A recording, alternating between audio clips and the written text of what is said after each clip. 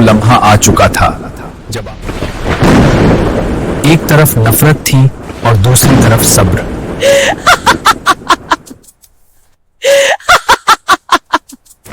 ये कहानी है उम्मे जमील की, एक ऐसी औरत जिसके दिल में नफरत की आग भड़कती थी, जिसकी जबान वो कांटे बिछाती और दिन के उजाले में लोगों के दिलों में शक और फितना बोती है। उसे गुमान था कि उसकी दौलत उसका गुरूर हर इंजाम से बचा लेगा, लेकिन अब वो ये नहीं जानती थी कि हक के सामने हर बातिल मिट जाता है, और जब फैसला आया तो उसका नाम हमेशा के लिए एक इबरत बन गया। ये कहानी है उस औरत की जिसे प्रॉफेट मोहम्मद के दर्द से सुकून मिलता था।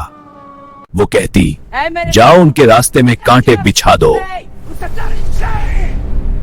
वो थी बेहद दौलतमंद, सोने के गहनों में डूबी हुई।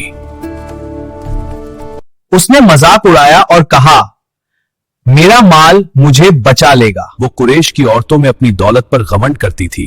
मेरा माल मुझे हर आफत से बचा लेगा। फिर वो दिन आया जब कुरान की एक सूरत नाजिल हुई,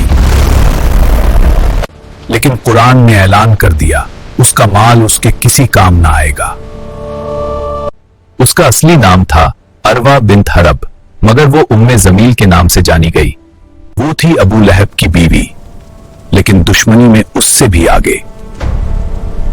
रात के अंधेरे में वो कांटे बिछाती ताकि नबी को तकलीफ पहुंचे, लेकिन हर सुबह प्रोफेट मोहम्मद उन कांटों को हटाते और सब्र के साथ आगे बढ़ जाते। ना गुस्सा ना शिकायत, सिर्फ सब्र और हिकमत।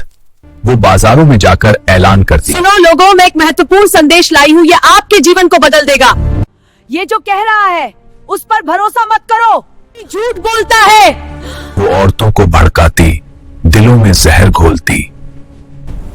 उसके लफ्ज फितने की तरह फैलते जा रहे थे, और उसका शौहर अबू लहब भी इस आग को भड़का रहा था। ये कुरान नहीं, ये बस बनाई हुई बातें हैं। फिर एक सुबह सफा पहाड़ी पर एक आवाज गूंजी। लोग घबरा गए कि शायद कोई खतरा आ गया है। फिर नबी ने फरमाया, अगर मैं कहूं इस पहाड़ के पीछे एक लश्कर है, क्या तुम यकीन करोगे? लोगों ने कहा, आप सादिक हैं, अमीन हैं, हम क्यों ना यकीन करें। फिर नबी ने लोगों को आने वाले अजाब से आगाह किया। मैं तुम्हें एक सख्त अजाब से डराता हूं। इतना सुनते ही एक आदमी गुस्से में खड़ा हुआ।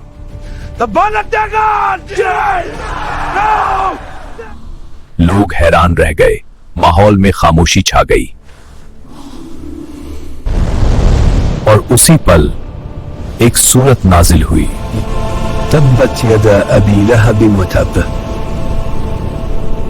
ना उसका माल ना उसकी कमाई उसे बचा सकेगी। उम्मे जमील एक बड़े खानदान से ताल्लुक रखती थी। वो थी अबू सुफियान की बहन। उसे अपने खानदान पर बहुत नाज था। मैं कुरैश की बेटी हूँ, सरदारों की बहन हूँ। उसकी जुबान जहर से भरी हुई थी। तुम सब गलत हो, मैं तुम्हें कभी माफ नहीं वो ऐसे अल्फाज बोलती जो दिलों में नफरत बो देते हैं। उसकी बातें आग की तरह फैलती जा रही थी। वो घर घर जाकर लोगों को भड़काती। वो तुम्हें गुमराह कर रहा है, उसकी बात मत सुनो। औरतों के दिलों में शक और डर भर दिया गया।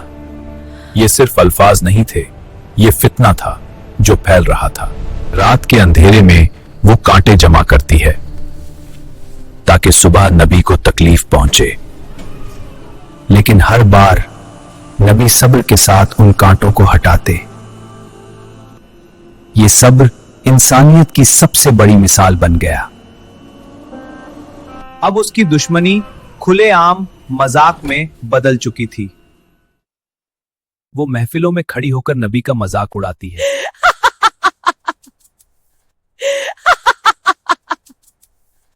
कुछ लोग हंसते और कुछ गुमराह हो जाते।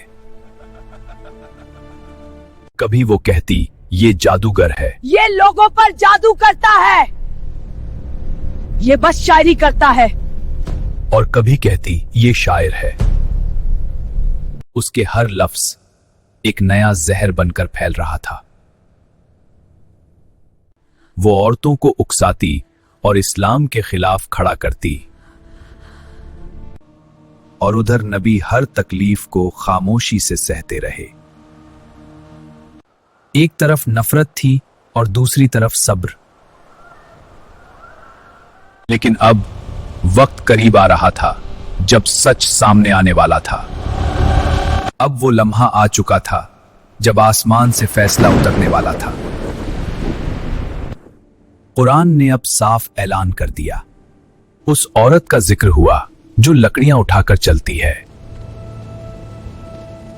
ये आम लकड़ियां नहीं थी, ये कांटे थे जो वो खुद उठाती थी।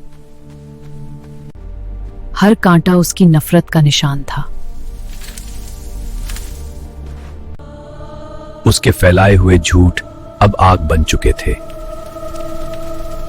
और यही लकड़ियां जहन्नुम की आग को भड़का रही थी। वो समझती रही उसका माल उसे बचा लेगा, लेकिन उसकी दौलत अब राख बनने वाली थी। और उसका अंजाम एक ऐसी आग था जो कभी बुझने वाली नहीं। ऐसी ही इस्लामिक वीडियो देखने के लिए अभी चैनल को सब्सक्राइब करें और इस पैगाम को दूसरों तक जरूर पहुंचाएं। आइए अपने ईमान को ताजा करें।